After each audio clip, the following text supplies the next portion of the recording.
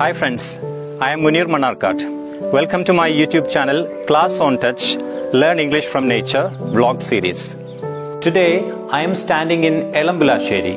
Elambulasheri is a small beautiful village that has become famous in the name of a great brave soldier, Lieutenant Colonel E.K. Niranjan.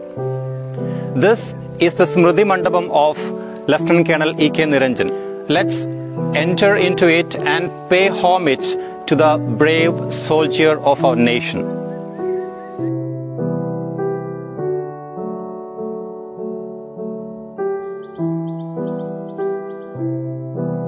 The brave son of India, Lieutenant Colonel E.K. Niranjan, attained martyrdom on 3rd January 2016 during a fierce anti-terrorist combat operation at Pathankot Air Base, Punjab. Lieutenant Colonel Niranjan, head of the NSG's bomb squad, was killed while defusing a live grenade from the body of a terrorist. He was posthumously awarded Shaurya Chakra for his gallant action during his fight with the terrorist. This monument was dedicated by his beloved father, Mr. Shivarajan Kalarikal, on 15th August 2016. This is the ancestral home of E.K. Niranjan. The Smriti Mandapam is situated in the premises of this ancestral home.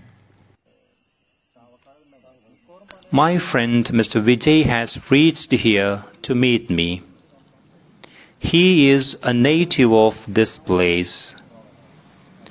I had informed him about my visit here in advance. He has explained me everything that he knows about Lieutenant Colonel Niranjan and his loving family.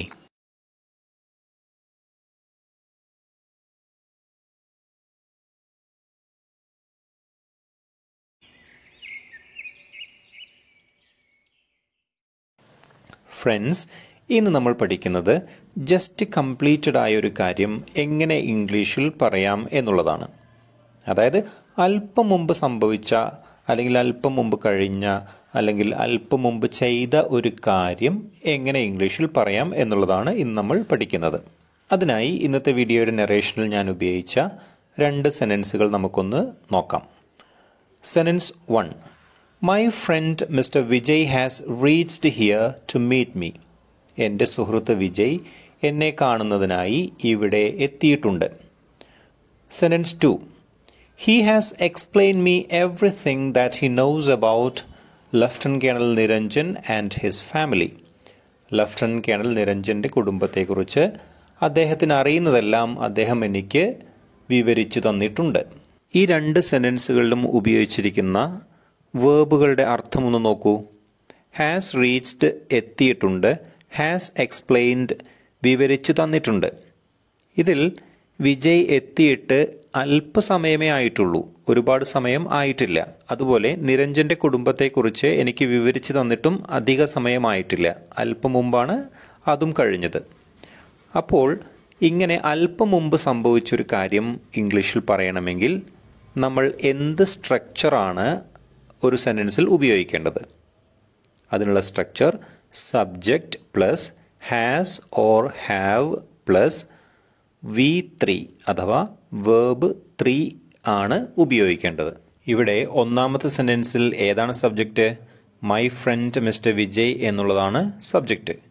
പിന്നെ has or have എന്നതിലെ has എന്നുപയോഗിച്ചിട്ടുണ്ട്. പിന്നെ reach എന്ന വേർബിൻ്റെ മൂന്നാമത്തെ രൂപം അഥവാ V3 ഉപയോഗിച്ചിട്ടുണ്ട്. Reach, reached, reached ആണ്. അപ്പോൾ അതിലെ റീച്ച്ഡ് എന്ന V3 ഫോം ഉപയോഗിച്ചിട്ടുണ്ട്. അതുപോലെ രണ്ടാമത്തെ സെൻറ്റൻസിൽ ഏതാണ് സബ്ജക്റ്റ്? ഹി എന്നതാണ് സബ്ജക്റ്റ്. അതിനുശേഷം ഹാസ് എന്നുപയോഗിച്ചു. അതിനുശേഷം വേർബിനെ എക്സ്പ്ലെയിൻ എന്നുള്ള വേർബിനെ അതിൻ്റെ മൂന്നാമത്തെ രൂപമായ V3 ഫോമിൽ ഉപയോഗിച്ചു. എക്സ്പ്ലെയിൻ, എക്സ്പ്ലെയിൻഡ്, എക്സ്പ്ലെയിൻഡ് എന്നാണ്. അതിലെ മൂന്നാമത്തെ എക്സ്പ്ലെയിൻഡ് എന്ന V3 ഫോമാണ് ഉപയോഗിച്ചിട്ടുള്ളത്. ഇനി നമുക്ക് എപ്പോഴൊക്കെയാണ് ഹാസ് അല്ലെങ്കിൽ എപ്പോഴൊക്കെയാണ് ഹാവ് ഉപയോഗിക്കുക എന്ന് നോക്കാം. സെൻറ്റൻസിലെ സബ്ജക്റ്റ് ഹി എന്നോ ഷീ എന്നോ ഒരാളുടെ പേര് ഒക്കെയാണ് വരുന്നതെങ്കിൽ ഹാസ് എന്നും, ഐ എന്നോ യു എന്നോ ദേ എന്നോ വി എന്നോ ഒന്നിൽ കൂടുതൽ ആളുകളുടെ പേരൊക്കെയാണ് വരുന്നതെങ്കിൽ ഹാവ് എന്നും ഉപയോഗിക്കണം. അത് കഴിഞ്ഞ ഉടൻ തന്നെ വേർബിനെ അതിൻ്റെ മൂന്നാമത്തെ രൂപമായ V3 ഫോമിൽ ഉപയോഗിക്കണം. ഉദാഹരണം, he has sung A song. അവൻ ഒരു പാട്ട് പാടിയിട്ടുണ്ട്. I have sung A song. ഞാൻ ഒരു പാട്ട് പാടിയിട്ടുണ്ട്. അപ്പോൾ ജസ്റ്റ് കംപ്ലീറ്റഡ് ആയ ഒരു ആക്ഷൻ, തൊട്ട് മുമ്പ് കഴിഞ്ഞ അല്ലെങ്കിൽ ചെയ്ത സംഭവിച്ച ഒരു കാര്യം എങ്ങനെ ഇംഗ്ലീഷിൽ പറയാം, അതിൻ്റെ സ്ട്രക്ചർ എന്താണ് എന്ന് നിങ്ങൾക്ക് മനസ്സിലായി എന്ന് പ്രതീക്ഷിക്കുന്നു. അതായത് സബ്ജക്റ്റ്, അത് കഴിഞ്ഞ് ഹാസ് ഓർ ഹാവ്, അത് കഴിഞ്ഞ് വേർബ് 3 V3 ഫോം. ഇങ്ങനെയാണ് പറയേണ്ടത്. ഇങ്ങനെ നമ്മൾ പറയുന്ന അല്ലെങ്കിൽ എഴുതുന്ന ഇംഗ്ലീഷ് സെൻറ്റൻസുകൾക്ക് ഗ്രാമറിൽ പറയുന്ന പേരാണ് പ്രസൻറ്റ് പെർഫെക്റ്റ് ടെൻസ്. പ്രത്യേകം ശ്രദ്ധിക്കുക, ജസ്റ്റ് കംപ്ലീറ്റഡ് ആയിട്ടുള്ള ആക്ഷൻസ് പറയാൻ വേണ്ടി മാത്രമല്ല, വേറെയും ചില സന്ദർഭങ്ങളിൽ പ്രസൻറ്റ് പെർഫെക്റ്റ് ടെൻസ് ഉപയോഗിക്കാറുണ്ട്. അത് നമുക്ക് പിന്നീട് മറ്റൊരവസരത്തിൽ പഠിക്കാം. Thank you.